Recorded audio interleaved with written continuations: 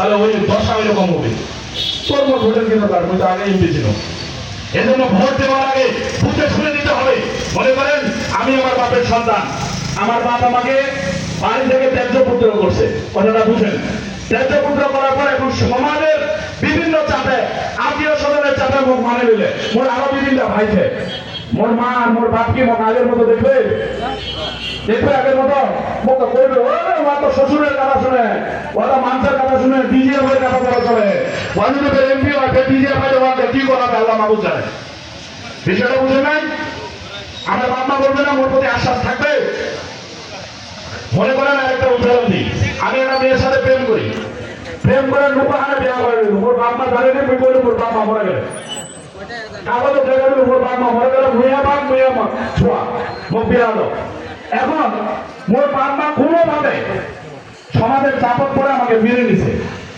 আমার কথা বুঝছেন? মেনে নেওয়ার পর আমার বাপ মায়ের কি আগ্রহ আমার প্রতি আগের মতো থাকবে? বলেন থাকবে? তোমার চলা থাকবে? থাকবে না।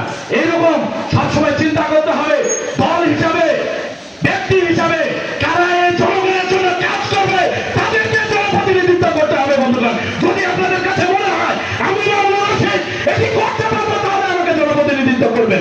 যদি মনে না হয় যে আমি পারবো না, তাহলে আমাকে একটা ভোটে দেওয়ার দরকার নাই, কিন্তু খোঁজ খবর নিয়ে দেখবেন। বন্ধুগণ, আমি মামুন রশিদ, আপনাদের এলাকার সন্তান। ইতিমধ্যে আমাদেরকে যে এমপি হওয়ার পরে কাজ করতে হবে ব্যাপারটি এরকম না। আমার কথা বুঝছেন? এমপি হয়ে কাজ করতে হবে। অনেকে বলে না, করোনার সময় এমপি ছিল, তাকে অনেকে ফোন দিয়ে বলছে না, মুই তো বিরোধী দলের এমপি, মোর লোক কি কিছু চায়, তুমি কিছু দিতে পারি, মুই তো নিজেরই বাবুরে কিছু পাবো, এরকম অনেককে বলছে, যারাই কল দিয়েছে। তা আমরা এমপি হয়ে যে কাজ করবো ব্যাপারটি এরকম নয়। এখন পর্যন্ত রানীশঙ্কর এবং পীরগঞ্জ উপজেলায় প্রায় 27টি রাস্তা, এই যে রাস্তা পাকা করে দেওয়ার ব্যবস্থা করে দিয়েছি। 100টি মসজিদ মন্দিরে 3 লাখ, 4 লাখ, 5 লাখ টাকা করে সরকারি বরাদ্দ এনে দেওয়ার চেষ্টা করেছি। বন্ধুগণ, ক্ষমতায় থেকে কাজ করতে হবে ব্যাপারটি এরকম নাই। ক্ষমতায় না থেকেও এই জনগণের মানুষকে, এই এলাকার মানুষকে যদি নিজের পরিবার মনে করেন, নিজের ভাই মনে করেন, তাহলে সবার জন্য কাজ করা যায়। বন্ধুগণ, আমি আপনাদেরকে সকলকে আমার ভাই, আমার পরিবার, আমি আমার বন্ধু মনে করি, আমার অভিভাবক মনে করি, আপনাদের সাথে কাজ করতে চাই, সুখে দুঃখে বিপদে আপদে আপনাদের পাশে থাকতে চাই। একটা সময় 10 কোটি মানুষ আওয়ামী লীগ করতো, 10 কোটি মানুষ তো অপরাধ করে নাই। যারা অপরাধ করেছে তারা এদেশ থেকে পালিয়ে গিয়েছে না? এখন নামধারী আওয়ামী লীগ ছিল, হয়তো কোনো কমিটি ছিল না, কোনো কারণে দল করবা হয়, দল করে।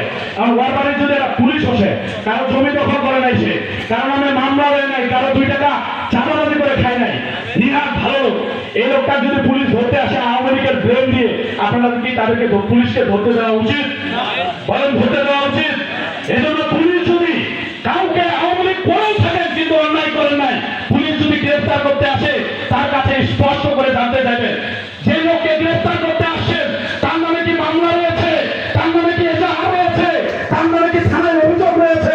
যদি অভিযোগ না থাকে, তাহলে আমি কথা দিচ্ছি কোন নিরপরাধ মানুষকে গ্রেফতার হতে দিবেন না। বন্ধুরা, সকলকে ঐক্যবদ্ধ থাকতে হবে, কারণ এই রাজনীতি 2018, 24-এ করেছে, আওয়ামী লীগ করেছে, যে জামাত বিএনপি করলে আমার ঘরে রয়েছে, এরকম করছে না?